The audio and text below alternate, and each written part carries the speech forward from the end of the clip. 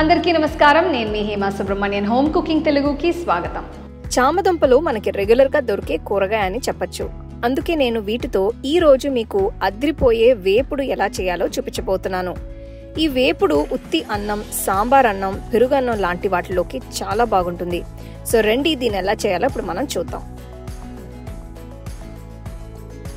ఈ రెసిపీ కోసం నేను 1/2 కిలో చామదుంపలు తీసుకుంటున్నాను. వీటిపైన ఉన్న మట్టి పోయేంత వరకు శుభ్రంగా కడిగి పక్కన పెట్టుకోవాలి. ముందు వీటిని ఉడికించడం కోసం ఒక గిన్నెలో కొన్ని నీళ్లు పోస్తున్నాను. ఇందులో కొంచెం ఉప్పు వేసిన తర్వాత కడిగిన చామదుంపలు వేయాలి.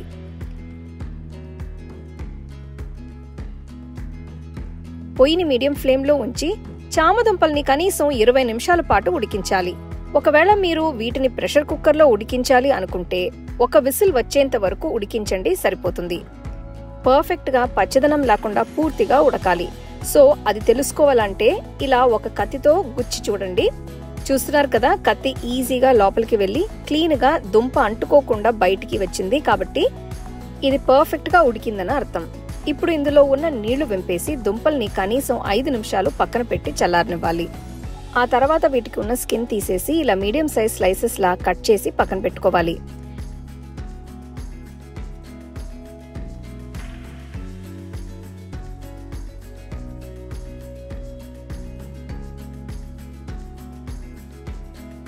ఇప్పుడు దీనికి కారం కోసం ఒక బౌల్లో 2 టీ స్పూన్ల ఉప్పు, 1/2 టీ స్పూన్ పసుపు, 3 టీ స్పూన్ల కారం, 2 టీ స్పూన్ల ధనియాల పొడి, 2 టీ స్పూన్ల జీలకర్ర పొడి, 1/2 టీ స్పూన్ ఇంగువ, 2 టీ స్పూన్ల శనగపిండి వేస్తున్నాను.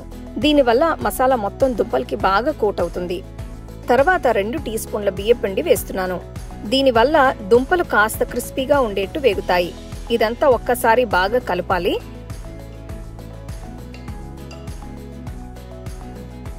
ఇప్పుడు ఈ మసాలా పొడిని నేను చామదుంప స్లైసెస్ లో వేసి కలుపుతున్నాను.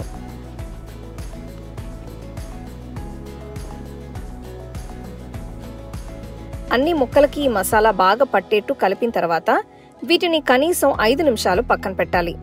ఆ తర్వాత ఒక వెడల్పాంటి కడాయిలో నేను 3 టేబుల్ స్పూన్ల నూనె వేస్తున్నాను. ఇందులో కొన్ని ఫ్రెష్ కరివేపాకులు వేయాలి.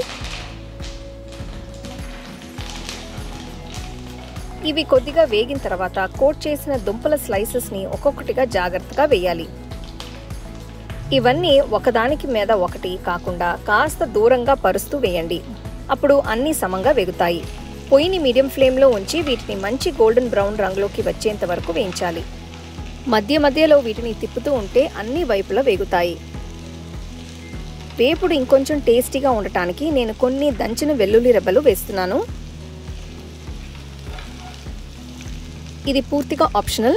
వెల్లుల్లి వేసిన తర్వాత వేపుడిని కనీసం 5 నిమిషాలు వేస్తే బాగుంటుంది. అప్పుడే వాటి ఫ్లేవర్ దుంపలకి బాగా పడుతుంది. అంతే, చామదుంపల వేపుడు తయారైనట్టే. పొయ్యి కట్టేసి వీటిని వేడి వేడి అన్నంలో నెయ్యి కలిపి తింటే భలే రుచిగా ఉంటాయి. ఇది మీకు పెరుగన్నంలోకి కూడా చాలా బాగుంటుంది. లేదంటే వీటిని ఉన్నపలంగా కూడా తినేయచ్చు. సో తప్పకుండా ఈ రెసిపీని ట్రై చేసి చూడండి. అలాగే నా వీడియోస్ అన్నిటినీ మీరు మిస్ అవ్వకుండా చూడాలంటే హోమ్ కుకింగ్ తెలుగు ఛానల్ని లైక్ చేసి, షేర్ చేసి, సబ్స్క్రైబ్ చేయండి.